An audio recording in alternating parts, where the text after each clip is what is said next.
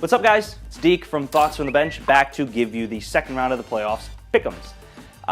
Last week we did pretty pathetic considering that Marcus Mariota actually came up to play. Not too concerned.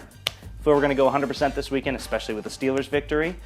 Please check out thoughtsfromthebench.com, Instagram, social medias, YouTube especially, where these videos are all going. Also, check out all of the wrestling content we've been putting out. And please comment how much you hate the indie darling, because I already have. Thanks, guys. Here we go. In the first matchup of the playoffs this weekend, we have the number 1 seed Philadelphia Eagles against the Atlanta Falcons. The Falcons did work this past weekend. They played the LA Rams, and Matt Ryan actually was back to MVP Matt Ryan form.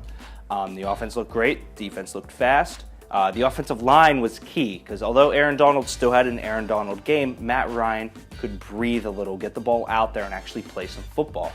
The other side of the ball, we have the Philadelphia Eagles, who still have a ton of questions about them. Carson Wentz obviously went down with the ACL injury, which pretty much stopped their whole reign of consistent Super Bowl rankings.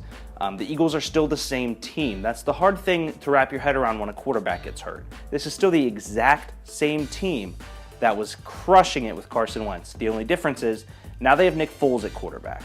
Nick Foles is not a bad quarterback. Nick Foles is actually a pretty good quarterback. But the difference is that Carson Wentz will do anything to win you a game. He will lose a game to try and win a game. Nick Foles, probably not so much. And I doubt Doug Peterson will ask that of him. They still have a great running back trio going on, and I do think they have one of the better wide receiver cores in the NFL. Their defense is talented. Not covering Julio Jones talented, but still talented. All these things aside, the first thing I look at when I'm talking about a matchup, head coach. Pretty evenly matched here. The second thing I look at, quarterback.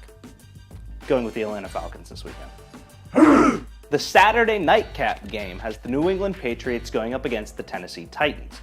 I want to start off first by apologizing to Tennessee and assuming that they were going to get blasted by the Chiefs last week.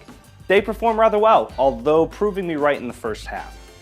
Derrick Henry is pretty much going to be a top 15 running back next year for me. He has performed outstandingly, and even though Murray could be back this week, I still think Derrick Henry gets the lead.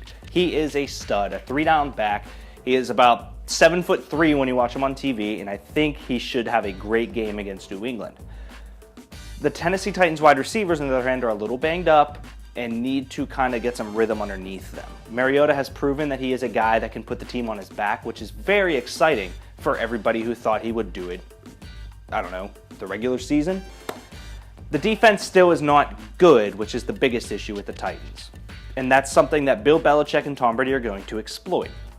If you think that the turmoil in the Patriots locker room between Bill Belichick and Tom Brady and Rob Kraft, their owner, is going to affect their on-field play, you just started watching football yesterday. The New England Patriots are a well-oiled machine. They know how to handle business, and despite so many disagreements, that team knows when and how to put their game face on and win. The defense is finally picking itself up. They have a good, strong running game, and there's nothing more dangerous than a Patriots week off. New England for me this week. Phillip Rivers gets the hike. Drew Brees runs this way and takes 3 steps back. If Phil's about to get sacked, he just launches the ball to Drew. And this repeats for 50 yards backwards until one of them be like, oh, yo, cool, Michael Thomas is wide open. Boom. Hire me. Hire me as a coach.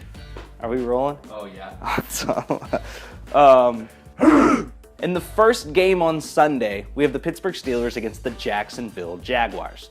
Saxonville, if you will, considering the 5 interceptions and amazing pressure they put on Ben Roethlisberger earlier this season.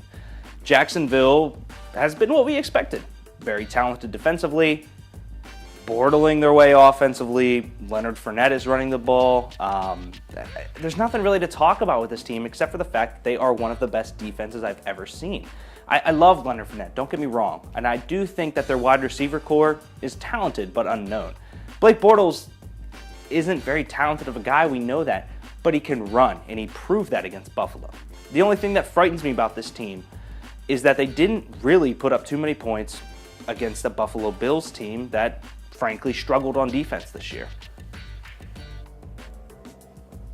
The home field, though, is the best team in football currently. The Pittsburgh Steelers are firing on all cylinders. If you need any more proof of that, look at the final game of the regular season against the Cleveland Browns, where Juju Smith-Schuster, Martavis Bryant, and Fitzgerald Toussaint were outstanding. They sat their starters and still, with a Landry Jones offense, were great.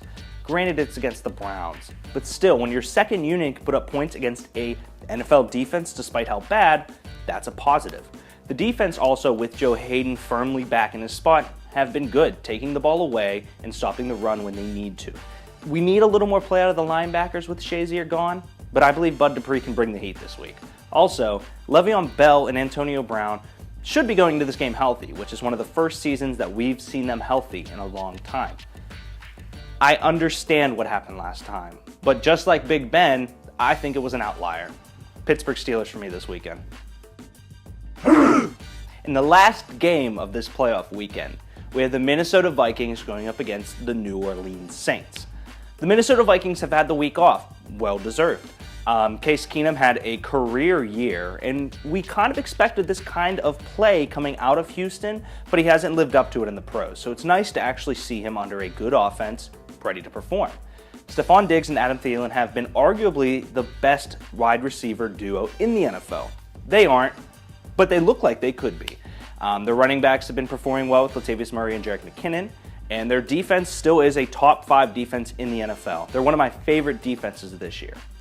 The other side, though, is that the New Orleans Saints are the hottest team in the NFL right now. Drew Brees is the most accurate quarterback by numbers in NFL history, and never has there been a running back duo both to break 1,500 yards all scrimmage. The defense has been finally not a laughing stock, with Marshawn Lattimore coming out of Ohio State and basically being the second coming of what Josh Norman was during a Super Bowl year. That defense looks great, which is funny because last year they were one of the worst defenses in the league. I love the Saints. I love Sean Payton. I like what they can do. And I really think this is Drew Brees' last year in the gold uniform. So I'm going with Nola on this one. Well, those were the picks for this week, guys. Disagree, agree, tell me how you feel, comment, subscribe, all that fun stuff. I really think it's going to end up being somewhat near a Saints-Steelers Super Bowl, but stay tuned to find out. We'll get there from here. Please, Deke at Thoughts from the Bench, Deke Whiten on all platforms. ThoughtsFromTheBench.com is the website. Thoughts from the Bench on YouTube, Instagram, Twitter, Facebook, and apparently we're going to do Vine too for some reason that John Fish wants to do it. Thanks, guys. Have a good one.